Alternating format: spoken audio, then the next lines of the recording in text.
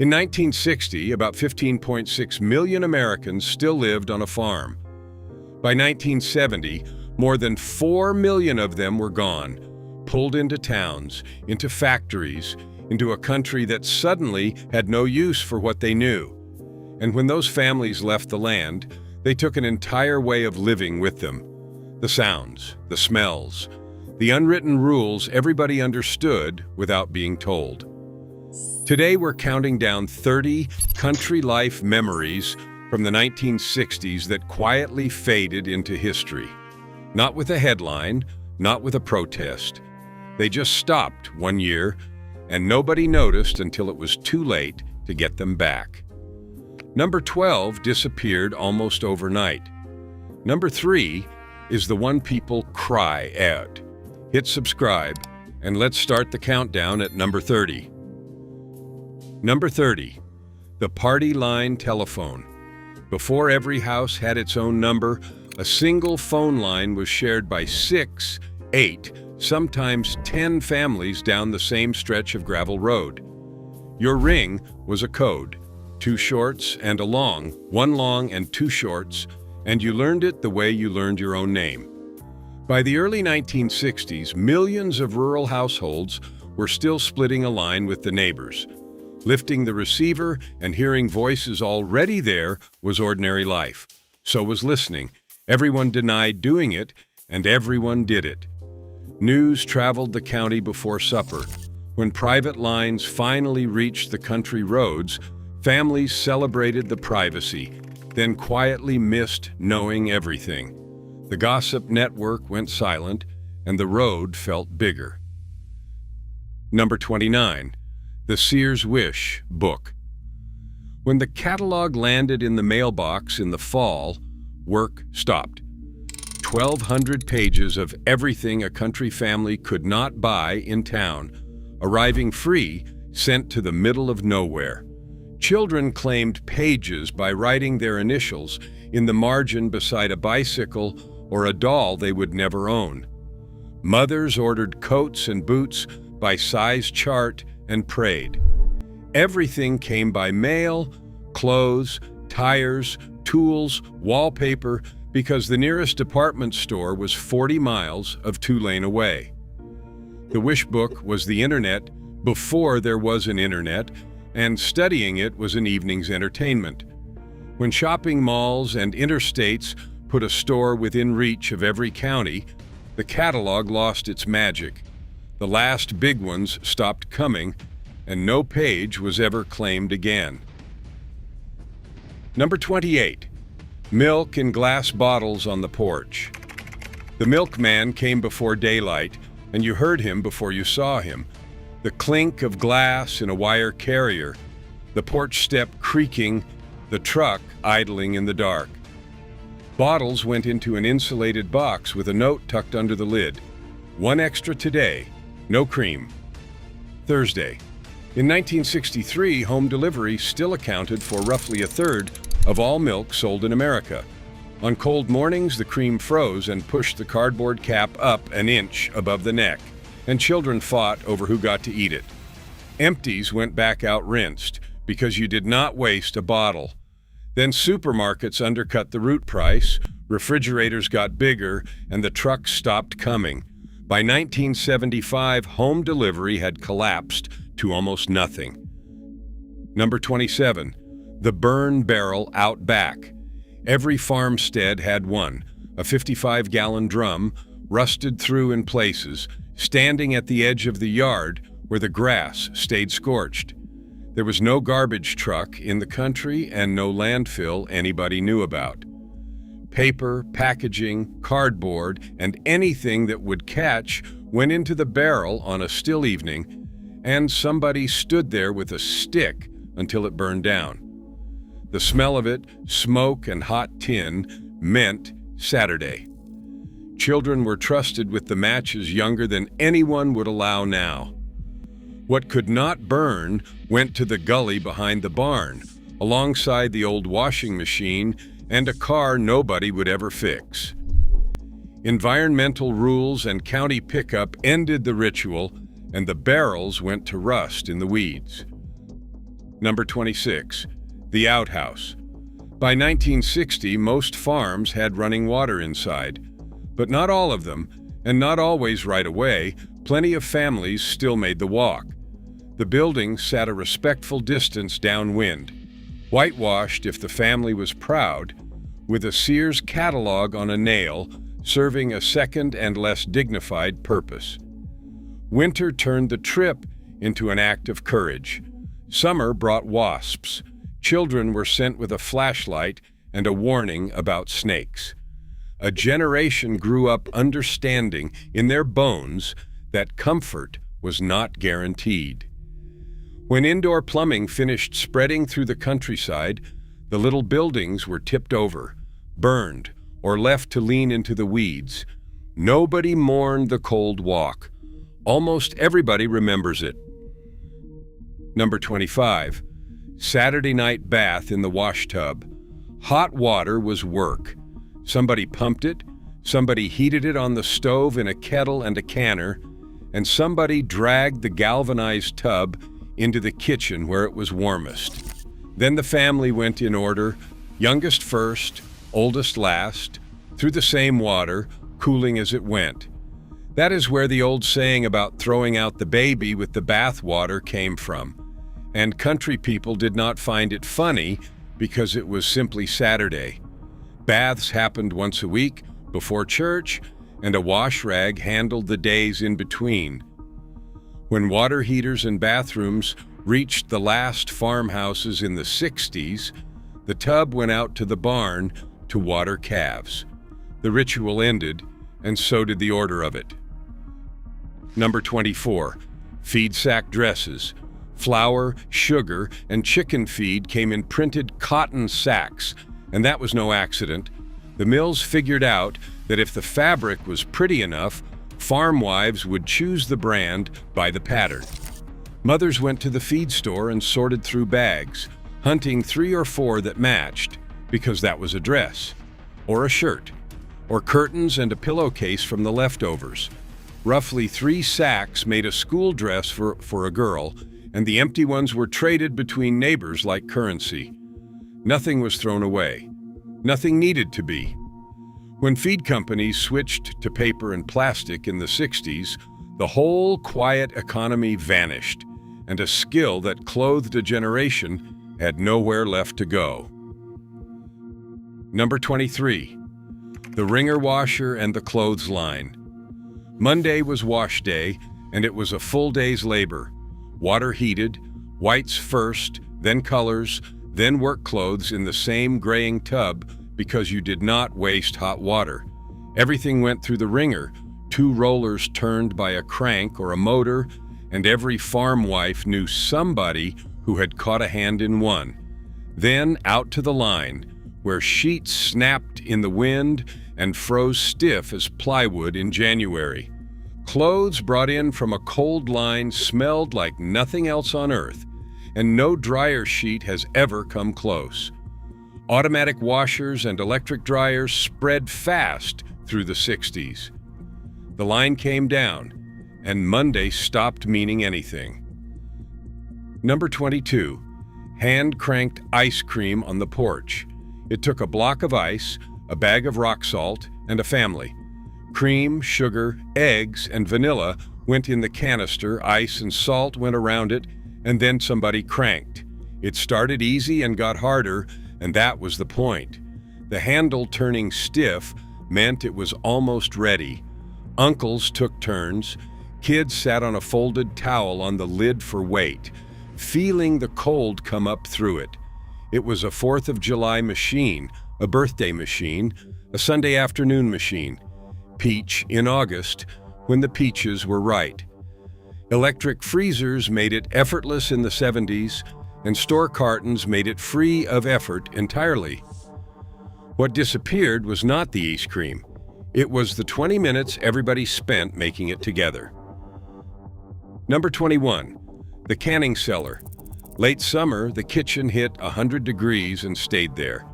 Green beans, tomatoes, corn, beets, peaches, pickles, everything came in at once and had to be dealt with before it spoiled. Jars boiled, Lids pinged as they sealed, and that sound was the sound of a family eating in February. A good year filled 500 jars, and the shelves in the cellar were a bank account you could see. Women counted them the way men counted acres. Children snapped beans on the back steps until their fingers ached. When freezers got cheap and grocery stores stocked everything year-round, the pressure came off, and the marathon ended. The shelves emptied, and a form of security that a family controlled themselves went with them. Number 20. Egg money and the cream check. The chickens belonged to the woman of the house, and so did the money they made. Eggs went to town in a crate, traded at the general store for coffee, sugar, thread, and shoes, often the only cash a farm wife controlled outright. The cream check came the same way, separated at home and hauled to the creamery, arriving as a small draft in the mail. It bought school clothes and Christmas. In 1960, a dozen eggs brought a farmer around 36 cents. Small money, but it was hers. As the poultry business consolidated into vast operations and creameries closed their doors, the checks stopped. A quiet kind of independence, held by women who never called it that, disappeared without a word. Number 19. Hog Killing Day. It waited for the first hard, cold snap in November because you needed the weather to do the work. Neighbors came at daylight. Water boiled in a black kettle over a fire, and by noon, the whole operation was running, cutting, trimming, grinding sausage, rendering lard in a cast-iron pot until the cracklings floated. Children were handed jobs to keep them busy and to keep them watching, because this was how you learned. Every part was used. Nothing left the place. By evening, the smokehouse was full, and everybody ate supper together, exhausted. Meat inspection rules, cheap grocery pork, and the loss of enough neighbors to do it ended the day. It went from a season to a story in about 15 years. Number 18. The smokehouse. Behind the house stood a small, dark building that smelled like hickory smoke and salt, and faintly, like every hog that had ever hung in it. Hams and shoulders were rubbed with salt, sugar, and pepper, packed down for weeks, then hung to take smoke slow and cold. A country ham cured right could hang for a year and only get better. No electricity involved. Cutting into one at Christmas was an event, and every family swore theirs came out best. The recipe was in nobody's handwriting. When home freezers and supermarket bacon made the whole process optional, the smokehouses became tool sheds. The buildings are still standing on old places all over the South and Midwest, holding lawnmowers and the last of that smell. Number 17. The general store credit ledger.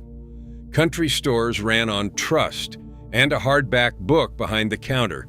A family bought flour, nails, kerosene, and shoes all year, and the storekeeper wrote it down under their name. Settlement came at harvest, when the crop sold and the year was squared. In a cash-poor countryside, that ledger was the only credit most farmers had, extended by a man who knew exactly what their word was worth. He also knew who was sick, who was struggling, and who to carry a little longer without saying so. Chain groceries, gas cards, and bank financing made the ledger obsolete. Country stores closed by the thousands in the 60s and 70s, and lending built on personal knowledge became lending built on a score. Number 16. The rolling store and the Watkins man. If you had no car, the store came to you. A converted truck ran a fixed route, honking at the head of the lane, its shelves stacked with coffee, cloth, kerosene, candy, and chicken feed. Women traded eggs straight across for goods.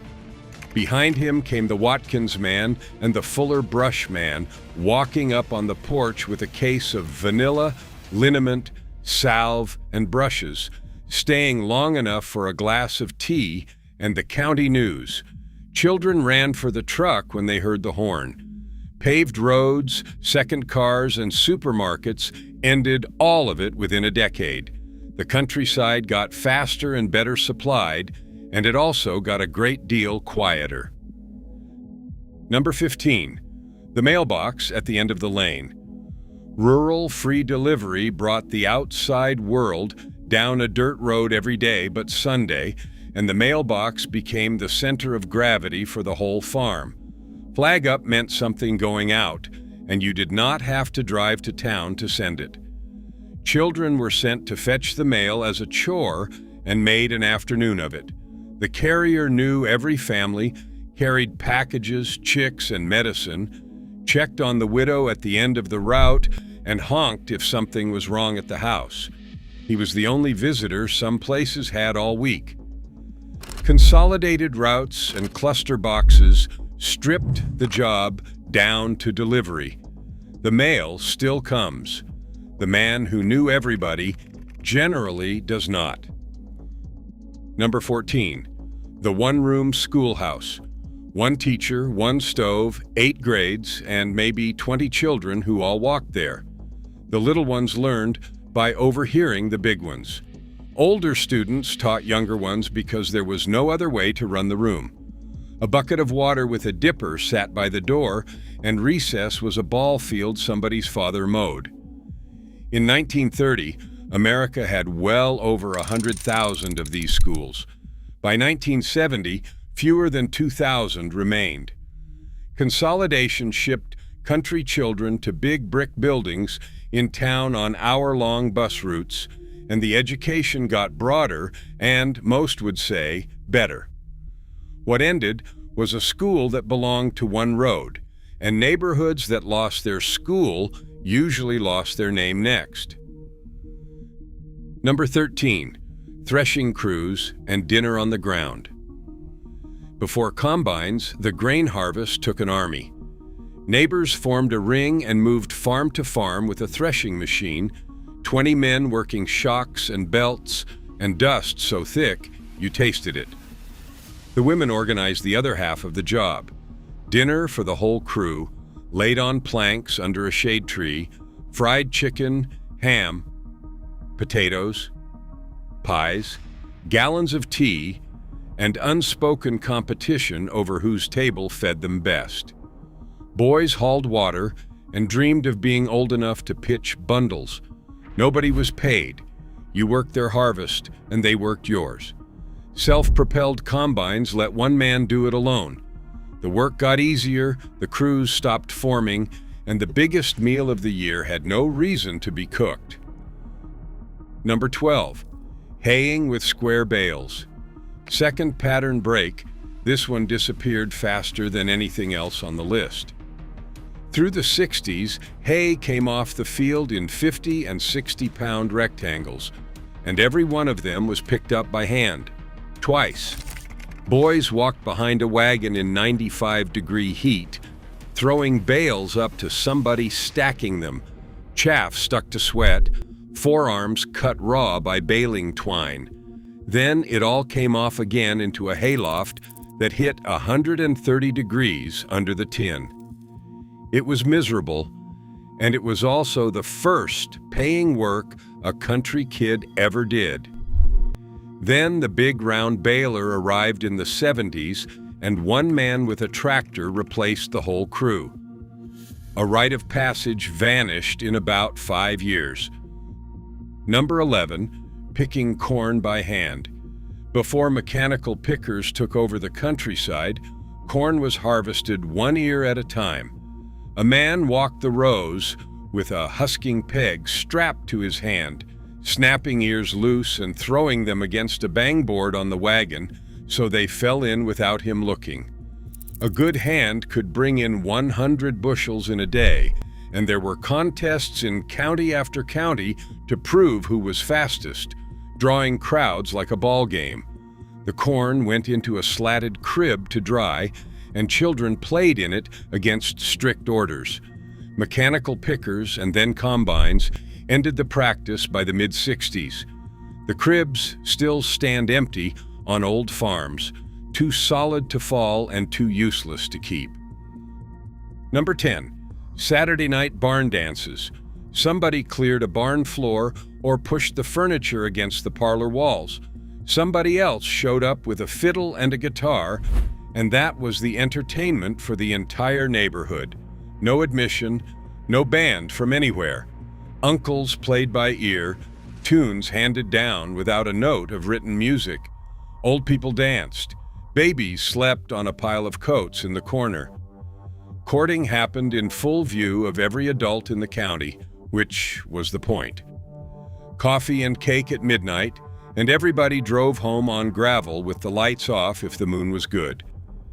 Television, then air conditioning, then paved roads to a town with a real dance hall pulled everybody indoors and elsewhere. The fiddles went in the closet. Number 9. The Grand Ole Opry on Saturday night. At 7 o'clock, work stopped.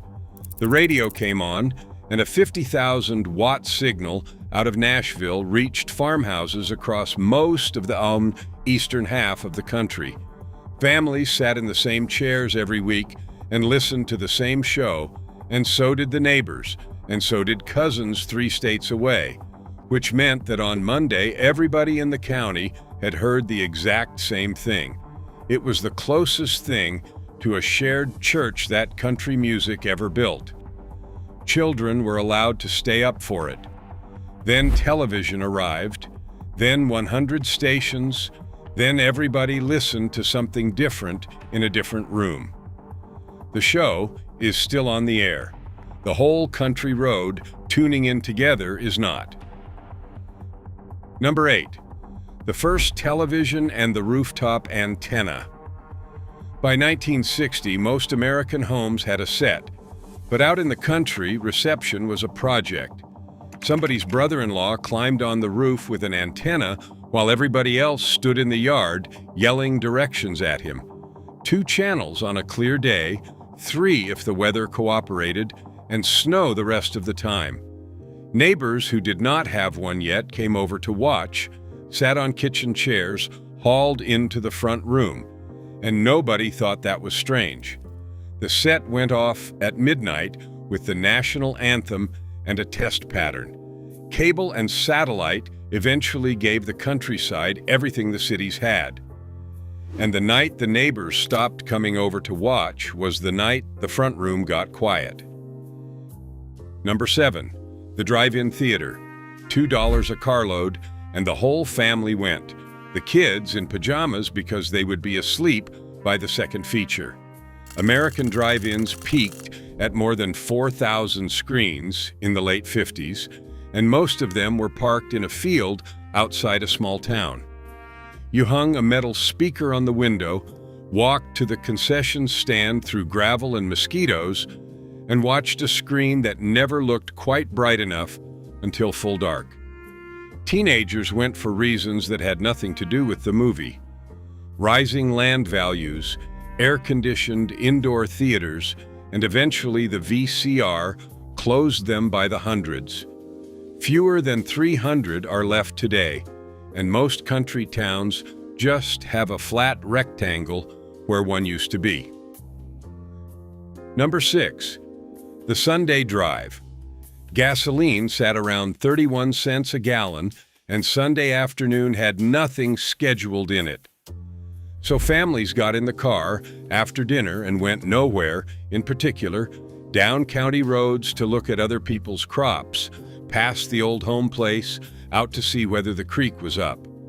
Nobody was in a hurry, and there was no destination to be late for.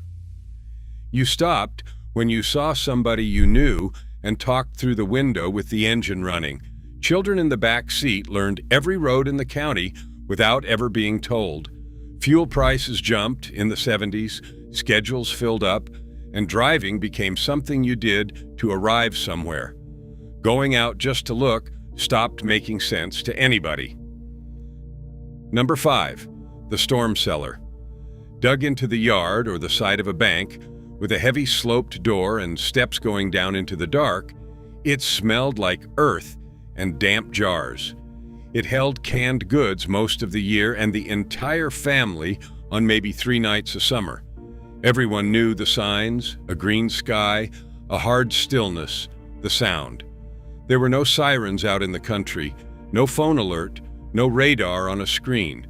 You watched the weather yourself, made the call yourself, and got the children down the steps with a kerosene lantern and the dog. Basements, warning systems, and reliable forecasting made the cellars unnecessary. Most collapsed slowly and quietly, and the shelf of jars in the dark went with them. Number 4, summer evenings on the porch. No air conditioning meant the house was unbearable until well after dark, so everybody went outside and stayed there. Adults took the chairs and the swing. Children caught lightning bugs in a jar with holes punched in the lid, released them before bed, and did it again the next night. A whip-poor-will started up in the timber and kept at it. Somebody walked over from down the road without calling first because there was no reason to call. You could see the porch was occupied. Conversation had no purpose and no ending time.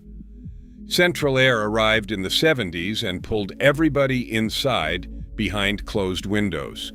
The porches are still on the houses. Almost nobody is sitting on them, and the visiting stopped when the sitting did. Number 3, Sunday dinner after church. The chicken was alive that morning. That is the part people forget. Preparation started before church. The meal came together while the family was still in their good clothes, and by 1 o'clock, the table was carrying fried chicken, mashed potatoes, gravy, green beans cooked with a piece of ham, biscuits, and 2 pies. Grandparents at the head, cousins packed onto a bench, aunts refilling plates before you asked. Whoever showed up got fed, no notice required. It was the fixed point the whole week turned around, and no one would have dreamed of missing it or of being anywhere else. Scattered families, Sunday work shifts, and 100 easier options thinned it out slowly. The recipes survived. The table with everybody at it did not. Number 2, the county fair and 4-H. A year of work came down to 1 week in August. A child raised a steer or a hog or a rabbit from the spring, kept records on feed and weight, and walked it into a ring in front of a judge and the entire county. Mothers entered pies, jam, and quilts. Men argued tractor pulls. The Ferris wheel ran until 11, and the midway smelled like dust, fryer grease, and animals. Selling the animal at the end taught a hard lesson deliberately, and the check went into a bank account for college. Fairs still run, but as consolidation cut the number of farms roughly in half between 1960 and 1990, the barns thinned out, and for most families the fair became something you attend rather than something you enter. Number 1, the neighbor who showed up without being asked. This is the one that mattered, and the one that went quietest. A barn burned, and 40 men were there the next morning with lumber. A man broke his leg in June, and his hay got cut anyway by people who never mentioned it. A baby was born, somebody died, a crop had to come out ahead of rain, and the road filled up with pickups nobody called. There was no organization behind it, and no thanks expected because everyone understood they would need it themselves eventually. It was insurance paid in labor. As farms consolidated and neighbors moved to town, the network thinned until there was nobody within reach to show up. Country people will tell you that is the thing they miss, and the only one on this list that cannot be bought back. 30 memories, and almost everyone disappeared the same way. Not taken, just quietly outlived. Easier machines, better roads, colder freezers, and a country that got more comfortable every single year. Which one hit hardest for you? The party line, the porch, or Sunday dinner? Tell me in the comments, and tell me the one I missed, because somebody out there still remembers a ritual from that road that never made it into a single book.